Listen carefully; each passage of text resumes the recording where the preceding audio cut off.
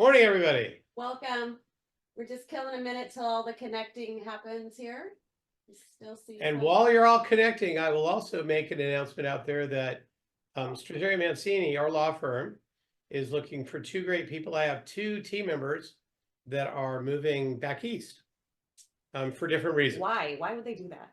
One to go back, be back with her family, and there's a great opportunity for her out there. And the other to be with her family as well, with her children and her fiance. So there's a position open up as my assistant. I'm working, taking care of me on the day-to-day stuff. And also our high net worth clients that are inbound, that role. And then there's one in our wealth strategies department that is more of somebody who has background that understands either accounting or financial planning, who understands assets. That's what I was gonna say. Assets, really. Gathering, like a paraplanner, gathering assets that clients submit in. So if anybody knows either of those, we're on an active hunt. You can look at my profile on LinkedIn or our ad for Struzari Mancini on LinkedIn or Indeed. Or you can always just call me. Oh yeah, calling Shelly is the best way to do everything in life. Doak, I gotta say, Doak Bell, there is a scene behind you that doesn't look like out up in Yellowstone, but where's that from? I want to fish that river. I grew up right by here. This is near Telluride, Colorado. All right, so I want to fly fish that river. So send me if you know of a guide service up there, send it to me. I'd like to make the trip up. Okay, sounds good. So we'll go ahead and get started as people roll in here in the interest of time. We have only a 30-minute interview this morning, as you guys know. We try to keep these nice and short and to the point. This is our Perspectives series, Entrepreneur Perspectives, where we interview one of our clients or one of our board members' clients. I just want to mention also, this was created back in COVID as a way to kind of augment doing our live programming with business owners, our business owner forums and that such. We are going to go back to that. We're going to continue to do this every other month, but we're also going to do a owners forum in May. So, I think the benefits are fairly clear. Paul Cremus, would you mind muting yourself, buddy? Paul? Paul, please mute. There you go. Thank you, bud. Okay. So today we have one of our favorite clients, Casey, is here with us, as you can see.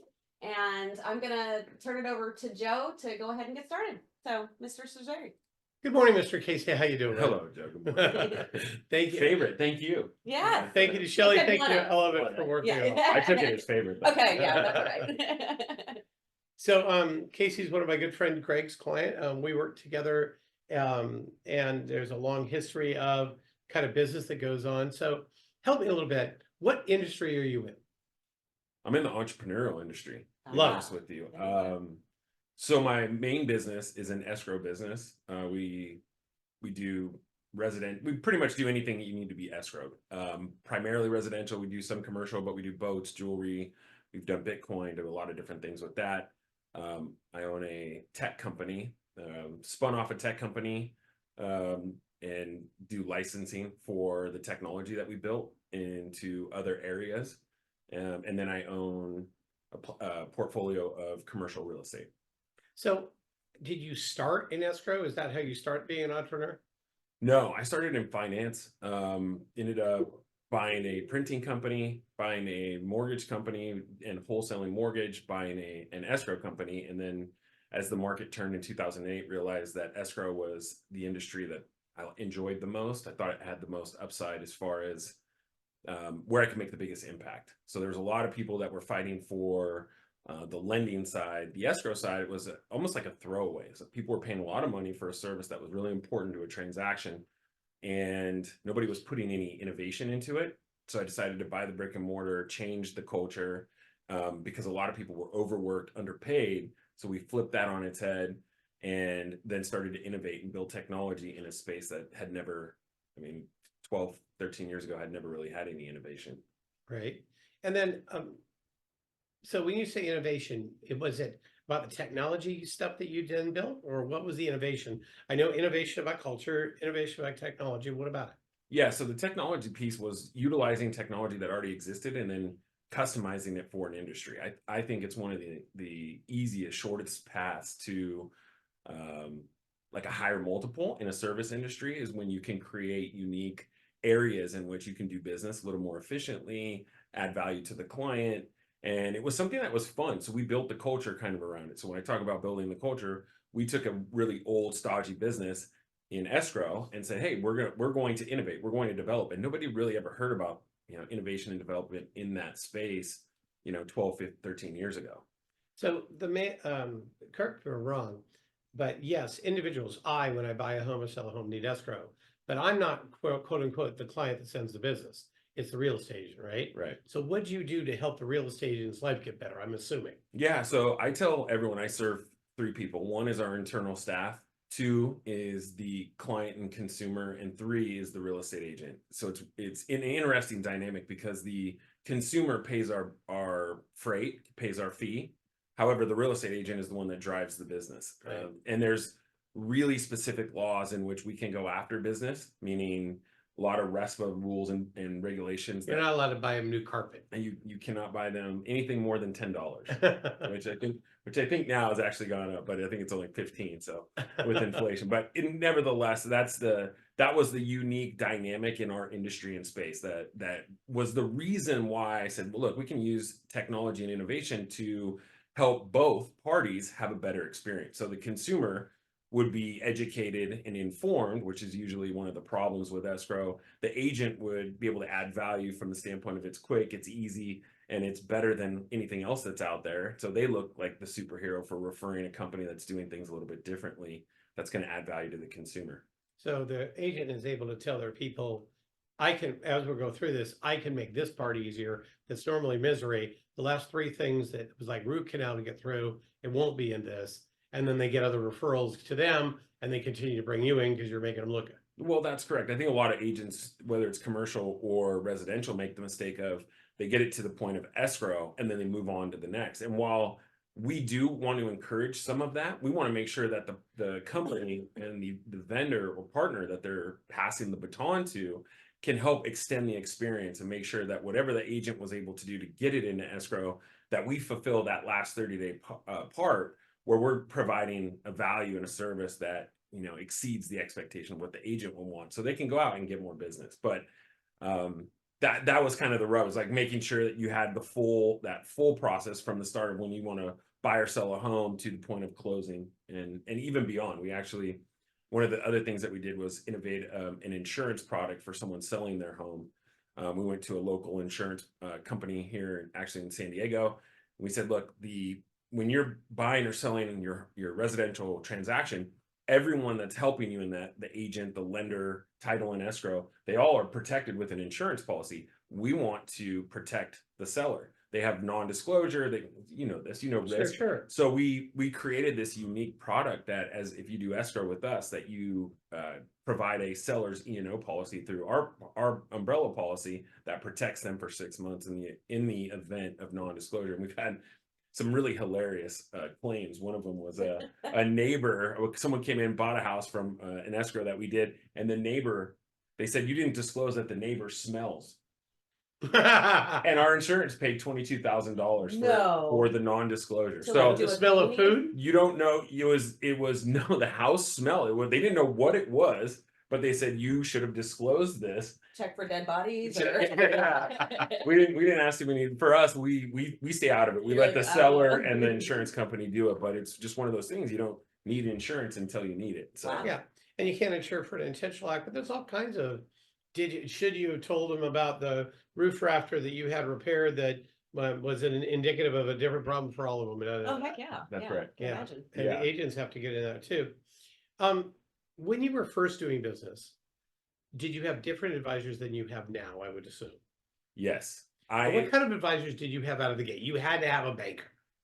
I didn't. Didn't have a I banker. self-funded everything. I didn't know what I didn't know, and it was funny. It was not a lot of people were knocking on my door, or maybe I just wasn't paying attention. But You were really focused. really focused because You can get really focused. Yeah, well, especially back then, because I think the hardest part of being an entrepreneur is the start, is getting like the hamster wheel, right? It's just that first couple of turns, and then you're starting to roll and you have some momentum. But in the early days, and I was an entrepreneur. I mean, I've worked for somebody in my entire life for less than 3 months. It just doesn't work for me. And so in the beginning, I was just head down. And most of my 20s and early 30s were 60 to 80 hour weeks, and it was. I enjoyed it. It was just part of the journey. So eventually you have to get an accountant to file your taxes Yep. and maybe a lawyer to draw an agreement. Yep. How do you bump into those first ones? I think a lot of them are referrals. I mean, we're talking 20 years ago. A lot of it is just asking questions to people, and you almost when you're that young, you just, for me, was just like, okay, just go to do that, and then I'm sure they'll be good. So I wasn't like spending a lot of time vetting. I wasn't spending a lot of time asking the right questions. It was like, just handle the shit. I don't know. Can you cuss on that? I don't know. Of course. We can bleed it out. Yeah, okay. Next time. But it was just handle the stuff, because I'm laser focused. It was an error looking back as to what I would do differently. Would it be to get a group of advisors? Well, how do you hunt them now differently than then? Then it was somebody made a referral. Please make this pain go away. Go do it. I assume you're So good. as soon as I got the referral, I took that as, okay, this person must be good. I wasn't asking any How'd that work for you? qualifying questions. And honestly, I took one of my claims to fame is I took a company from 0 to 20 million in value, and I ended up selling it for $150,000. I mean, you have to really, really be good to do something that terrible. So but I didn't BK it, and it was when the wholesale market for lending was, so it's actually one of my prouder moments, was taking a $20 million value of a company, not BKing, selling it for $150,000 to get out from under it so I could focus in Literally business. walking away with something at least. At least something. And learning your lesson. And learning a lesson. And it's to your point as to, if I had advisors, really any level of sophistication from an advisory level, they would have advised me a lot differently when times were good. I mean, almost completely the opposite of what I did, they would have said to do. And so looking back, which was a great lesson in my 10 years later, was to look at market conditions and not just head down in the business, because if you do that, you either, one, better have a really good group of people that you can rely on to help keep you looking at things that you can't see, your blind spots. But it was that group of people now for me is really, really important, because I can still focus on my business, but I can rely on other people to do the things that, maybe peripheral, they give me a different vantage point or view that I'm Not only just external, but what about internal, like leadership within the company? So I do a lot with training and development, and so we do a lot of surveying and trying to, I mean, culture is just one of the core things for us. We're in the people business, and so we really, it almost sounds cliche when an entrepreneur says culture is really important and this and that. We say it all the time. But it really, and then you guys, exemplify it in 10x. But we do too, and the fact that we bring people in and we get training and we do fun stuff, and it feels like the way that we judge culture is not just in our surveying, and we do a lot of other things, but is in our retention. So how many people stay? Like what that to me is where people are betting with their dollars, with their time, and that's important to us. And we keep people for a really long time, and I'm really proud of that. So I agree with what Shelley said about choosing internal people and then how you grow them. So you choose them well, and then you grow them, and you realize that it's their mindset more than it is their technical talent of how well they type. But what are you doing differently now when you look for an advisor? You run into a thing, you need an advisor for that. What do you do differently now as you're looking for that advisor than you used to do? I ask a lot of questions. I want to know specifically, I want to know enough to make a better gauge as to whether or not this advisor is going to truly help the business and help myself, depending on what the advisor's being hired for. And I like the way that, and we were talking offline before we started this, but it's where those advisors feel like they are part of the business, not just, hey, here's what, it's not transactional, right? This is if something goes wrong, what's going to happen? If something goes right, what's going to happen? If can you help me look at things that, can you question me? Not just, you know, there's a lot of people for a lot of different reasons that say yes, of course, to me. You know, and that's part of the deal.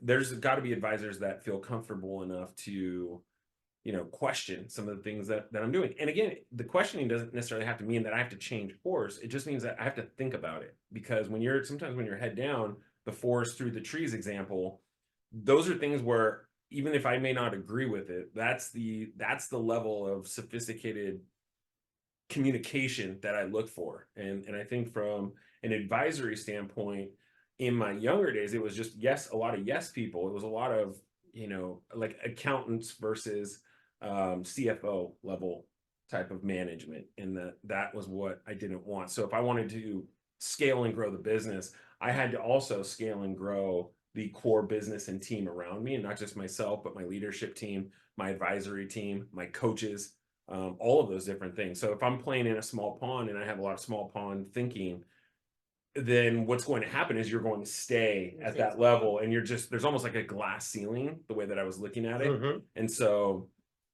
it was collective thinking on my part. Is like, okay, if we're going to take a lot of the next steps and continue to build and scale, so too do the people that I'm surrounding myself with. And I want them to think that way and question the things that I'm doing for me to be able to do the things that I want to do. Who are the top 2 or 3 advisors that helped you re-gauge to cause this level of game that you've got now? I have been blessed and lucky enough to find a CEO coach that has been like a life-changing influence in my life, and turns out to be a dear friend. And originally, I'm more of a leader with energy and culture and the motivation, and I've got an idea of the direction, but I got a lot of ideas, and then somebody else is going to put all the details together. And I really wanted to learn how to better understand the financials and how that related to what some of the decisions that I was making. And so when I was picking a CEO coach, I wanted to make sure that they had worked in 100 million plus was my requirement at the time, of a CEO of a company that had 100 million in sales, and truly was going to teach and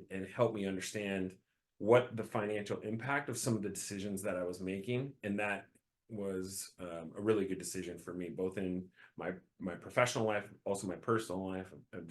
So he coaches you on more than just how to run the business. Well, it's funny. I joke with him now. So we've known each other 15 years. I just turned 44, but we have a one-on-one once a month, and he doesn't even ask me about the business anymore. He's like, I've done what I can do for you on the business side. He goes, but we have a lot of work to do on your personal life. So I don't disagree with him, but these one-on-ones get a little bit intense now. I go, can we go back to a P&L and how to read a balance sheet? And you know, so This is a little too. this is intimate, too much. yes. Get out of the inside of my coat. Yeah. So he would enjoy How'd that you story. choose him?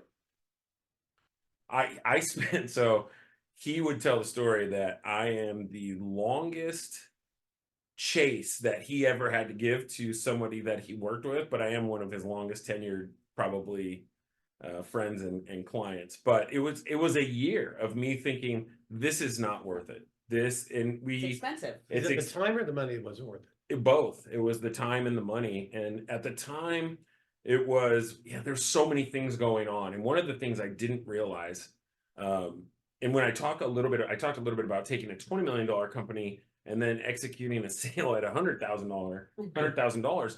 I came to him and I said, I don't feel like I'm worthy anymore of being a client for, these coaches have requirements as to what they expect from sales. And he said something that I'll never forget. He said, if not now, when? And I was teary-eyed, and I was very emotional about it. And I'm like, I don't feel worthy to be a client. And he said, I won't leave you in a time where I think this will define your career as a business person. And I just always remember that, like, compassion in a time where you just feel like you're so depleted, you're so defeated. And you take the loss, but you can't at that point, because you're in it, you can't see maybe what's going on that are certain things. And it was nice to have someone to be able to say, hey, not just, hey, pay your fee, or hey, like the business stuff. It was as a friend and someone that you really trust and care for, to be there at that time was really important. Has he been instrumental in you choosing other advisors, or has he brought them to the table? Which of the two? Both.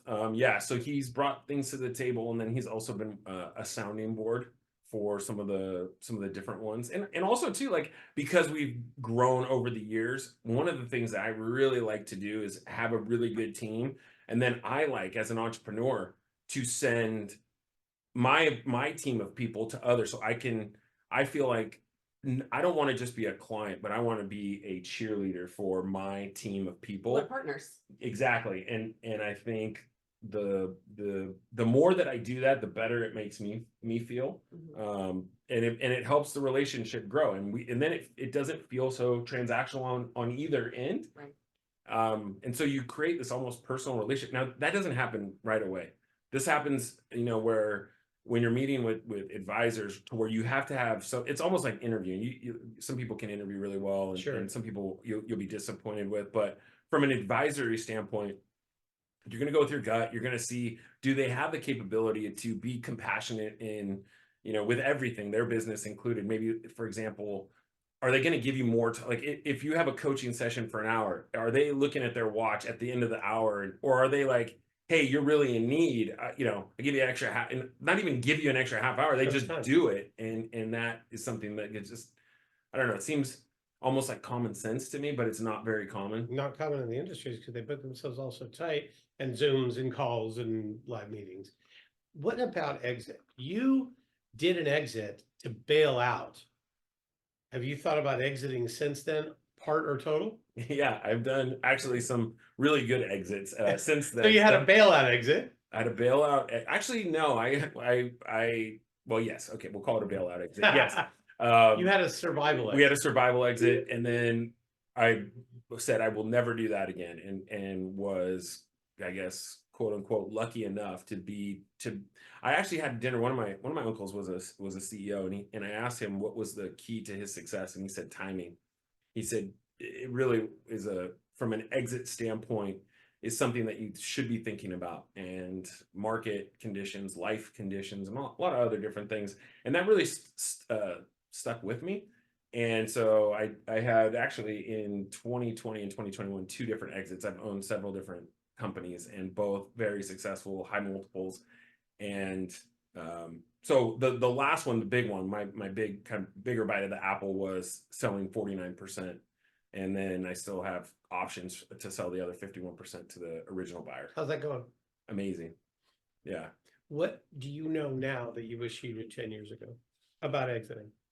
Oh, well, one in which that I was educated. It's funny. I don't know if there's like a list as to, hey, these companies are potentially being acquired, because as soon as you start to go through negotiations, I started to get calls and, Yeah. meetings. And so I don't know where, I don't know if, It's that Insta- AI stuff. Instagram, that's on my stalking you. Instagram. Yeah. So, or I don't know if you could just see it in my eyes or face, because it's like 6 months of whether it's due diligence or negotiation. I did all of it by myself. I didn't have an investment banker, because it was the takeout partner was someone I knew. But the things that I've been surprised, one of the biggest things I've been surprised with was tax implication. And so this is going to probably ring true, obviously, to you, but the idea of, it's like income, right? It doesn't matter what you make, it matters what you keep. And same thing with the exit of a business, it's so multifaceted from the standpoint of, what are the dollars and cents that you're going to keep? What's the impact of any sort of sale on what the buyer? And so there's a component of the transaction, there's a component of the life part of it, there's a component of having a partner, where the entrepreneurial spirit as to what you can and can't tolerate, right? I talked about, I can't be a W-2 employee because I don't play really well for someone else if I don't respect them or believe in what they're doing. Well, same thing too, when you're selling, you have to understand who is going to be that partner, and what impact is that going to have on your life? Because an entrepreneur who has the shackles on is not going to be a real happy entrepreneur, and that's going to have a domino effect on the entire organization. Very cool. What other question, Shelley? I had a question a minute ago when we were talking about choosing advisors, and you were touching on this a little bit, but how much plays into your how much you like them, your personal connection when you meet a new potential advisor? So can I say Credentials aside? Yeah, like, how important is that? Well, it's a great question, but I would say it's a multifaceted answer. And what I mean by that is I have attorneys in my advisory group that I don't like, and that's okay, right? Like if I need a pit bull, I don't want to go spend Christmas parties with the pit bull. He's just not very friendly. Right. But he's a really good attorney for what we're just not like But you don't need a personal relationship. you don't need much of a personal relationship with someone like that. But you still have like an advisory and still part of the team. Mhm. For the most part. And on the flip side of that, and I hate to say it, but I'm speaking out of both sides of my mouth. But on the flip side of that, for the advisors that are in my closer sphere, as far as what role they play with both myself, Like your financial advisor, yes, who we know well, yeah, that's important, right? That guy's in your life a lot. a lot. You're speaking several times a week to so it depends on what the interaction is going to be on a move forward. Depends on so that is very important. As you get older, you start to realize like the quality of people and the quality of time that you're associating yourself with, you're spending time with, you're making an investment with is almost just as important as anything. Obviously there's a performance level to it, but there's the person that's behind the performance. And so that combination and mixture of things, I think, is The value you're willing to pay more value for that Yes. as well. It's a combination of both. yes. Very For that true. relationship. Yeah, exactly. So I think I'm more concerned with value than I am with cost, and in a lot of different areas of my life, and that's been something that's changed over the last 5 or 10 years. That's something you kind of have to grow into. You have to grow into it. Oh, And when a you're lot trying to make ends meet, it's kind of hard to make that decision. Yeah, no kidding. yes, Yeah. Very yeah, much. exactly. So Casey, thank you very much for the time. Thank you all for being on. Are there any questions out from the audience? You can raise a hand, you can unmute and say something. All Right, not a problem. Now, as you know, Casey, the people that are on now, the 25 of them or so that are with us here, but the number of people that will download this afterwards is voluminous. You also have a podcast. Where do I find that at? Okay, so I do a podcast as well. It is it's called Flip Your Friday. And it's about when I moved to San Diego from the Bay Area, I was shocked about how few people work anytime after, I don't know, noon on Friday. Everybody's at happy hour. And one of the things that as a growing and budding entrepreneur that I was really adamant about was working until 7:30 on every Friday. And there was so many things that I was able to get done. So we started bringing in, one of my friends is a sports agent. And so he has the Rolodex that was really impressive. And so we started bringing on all these NFL players and some Olympians and all these different athletes and people that were doing really cool stuff. And we started asking them questions on what are some of the things that you've done or are doing that may have made you elite. And it's so funny that a lot of them are so very similar. We've probably done 20 episodes, 24 episodes. We're actually just going to start it again in January. But these professional athletes have all been to the bottom and they all have a story, and that's the story that they like to tell. And then they have this an insane amount of work ethic it's the ability to rebound once they've been hit and knocked down. It's just been fascinating to see almost every single person that we've interviewed. So we have a lot of rebound with a vigor, and it's put in a godly time and hours to get back up there. That's exactly right. But now Whereas you most still people do that, but you party hard too. I do, absolutely. Yeah, and that's part of it is just balancing it. So as you grow, you can turn the dial at different times. When you're starting, you got to keep the dial pretty dialed at 60, 80 hours a week, depending on your business. But as you grow, and now I took a vacation. I was in Europe last week and I didn't get any calls, any emails. You just were on vacation. I was on vacation and I got to enjoy it. So that is just, you grow to work for something like that. It doesn't just happen. Very much so. Casey, thank you, my friend. Thank you very, very much. Appreciate it. Thank you all very much. Y'all have a good day. Thanks, everybody. Bye, everybody.